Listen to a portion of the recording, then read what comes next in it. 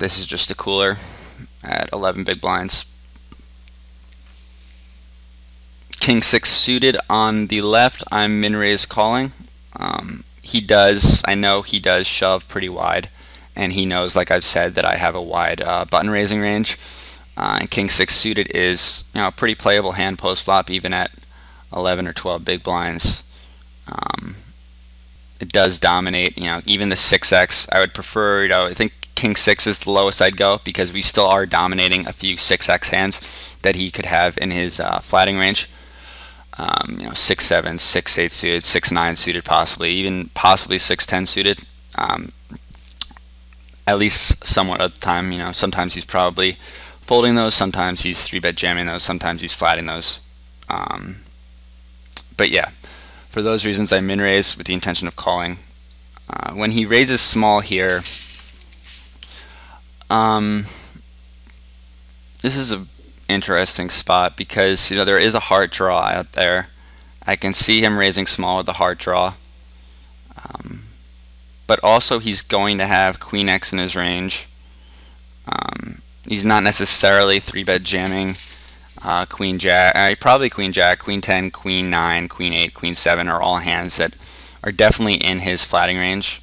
I think the question is, what is my perceived image? How am I going to view a check raise on this board by him? And how often is he doing it with one of those weaker 6x hands?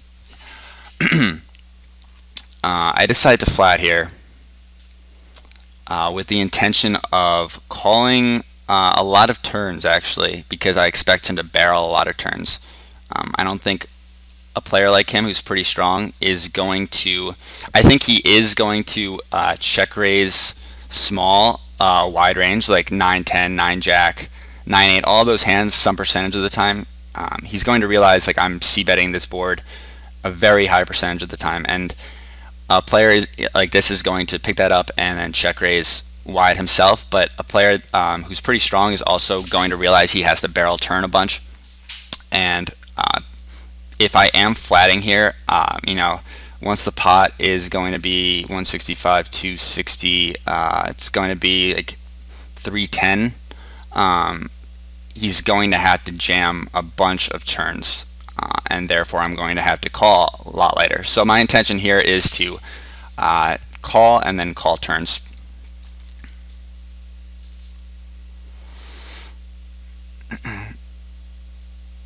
Now another option is, I think the second best option, now that I'm thinking about it, might be the best, would be to click it back, because of the dynamic we have.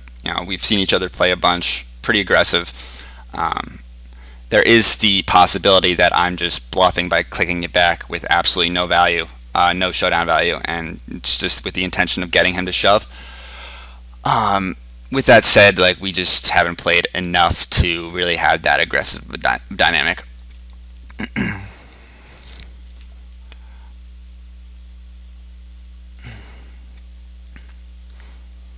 But I want to reiterate that I can't just flat the flop and then fold turn on a lot of cards, because it's just burning money by flatting the flop, showing that weakness, and letting him barrel me off, especially getting almost 2-to-1 odds.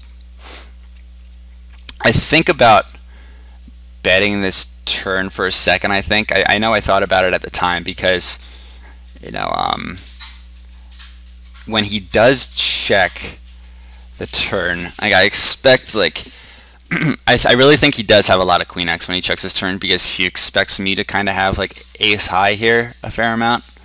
I expect him not to have many bluffs when he does check this turn, because like if he was bluffing, he'd represent the hard draw. He'd see this as a pretty damn good turn card to continue with any type of equity, given how I've shown weakness. So when he does check, I expect him to have some showdown value. So I think about betting, but I see like stack sizes just aren't likely that he's going to be folding, getting when I do shove, he'd be getting over 3-to-1, like 3.5-to-1 almost. And given my image, he'd probably expect me to not necessarily have a strong hand. So I don't expect to get him off Queen X on the turn.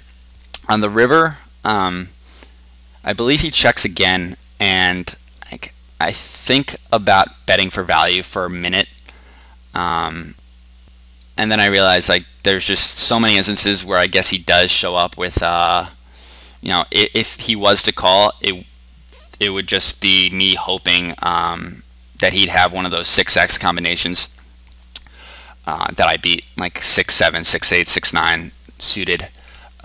And that's not a large portion of his range. He's going to have more queen x in his range than 6x. I think for him, the river's definitely a value bet. Once the board pairs, yeah, I just see it as a value bet. I think I'd bet the turn. I just shove the turn in his case also when the third heart comes. He's really just thinking like, you know, if you're going to stack off with queen 9 there anyway on the ace turn, just bet yourself, because I'm going to have, one, I'm going to have like a worse hand a lot of the time. Two, I'm going to see that as a great barrel card and I'm going to call you later. And three, you're letting me realize some equity if I do have like 6-7 with a heart, 6-8 with a heart. You know, a lot of combinations I do have one heart. So for those reasons, I would just jam turn if I was him. Definitely bet river though if he did check the turn.